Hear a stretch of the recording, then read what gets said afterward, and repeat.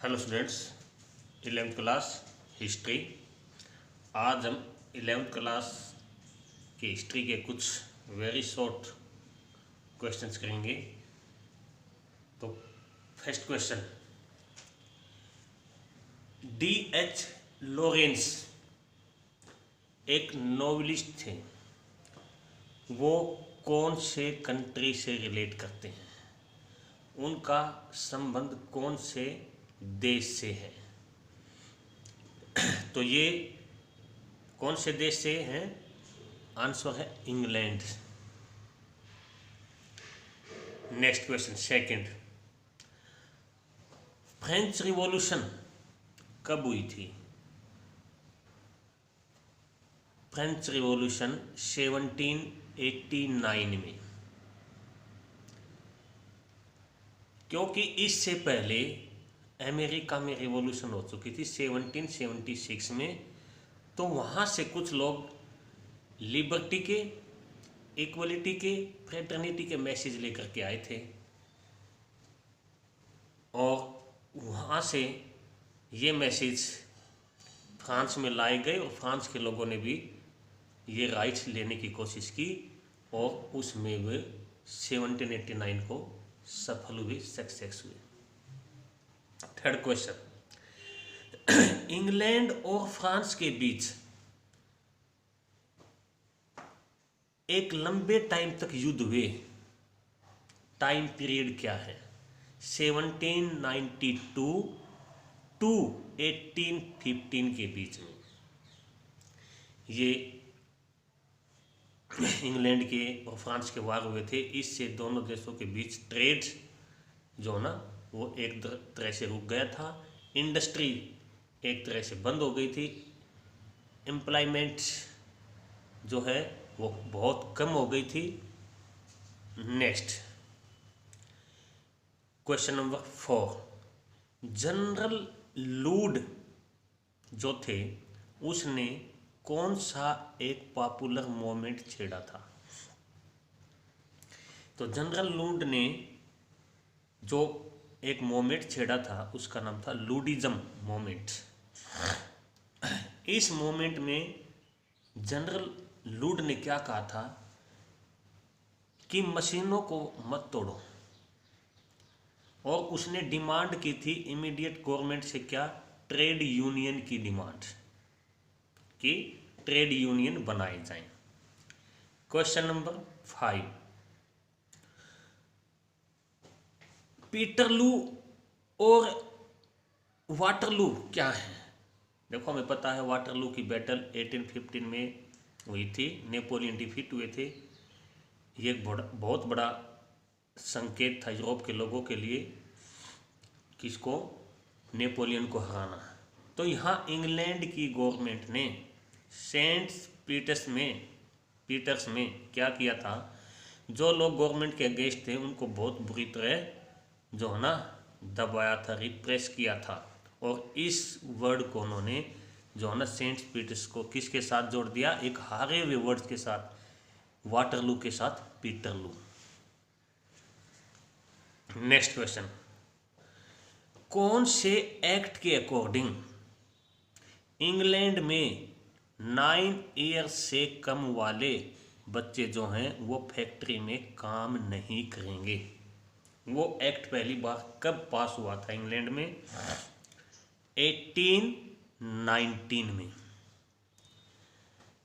Next question, 18 साल से यानी 18 ईयर से कम उम्र वाले बच्चे और वुमेन्स के लिए 10 घंटे 10 आवर्स लिमिट कर दिए गए। कौन सा एक्ट था? कौन सा ईयर्स में जो ये एक्ट पास हुआ था? 1847 एक्ट के according. Question number 8, north America के साउथ कंट्री का नाम, नॉर्थ अमेरिका जो कॉन्टिनेंट है ना उसके साउथ कंट्री का नाम क्या है? Mexico. Next question, William Wordsworth कौन थे? राइटर थे, पोइट थे, फिलोसफर थे, फिजिशियन थे, हिस्टोरियन थे। ये एक बहुत बड़े जो ना पोइट थे जिन्होंने मर्चेंट ऑफ वेनिस लिखा था। वाशिंगटन इरविन कौन थे?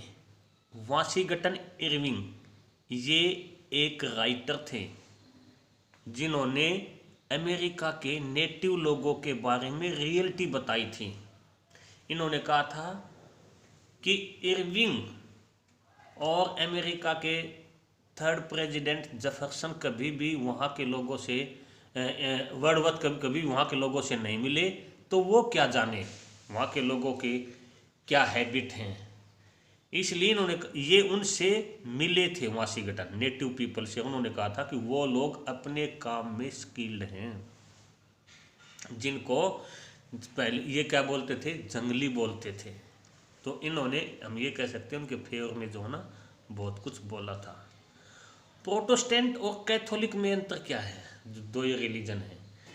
Christian religion divide into two part 16th century में, दो पार्ट में बट गया था। मार्टिन लूथर के आने के बाद मार्टिन लूथर ने क्रिश्चियन रिलीजन यानी जो ईसाई धर्म है उसकी रियलिटी को पहचाना और उसका प्रोटेस्ट किया।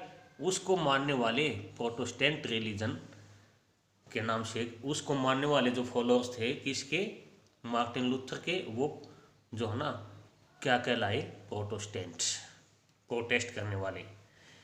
कैथोलिक वो हैं जो मार्टिन लूथर को नहीं मानते।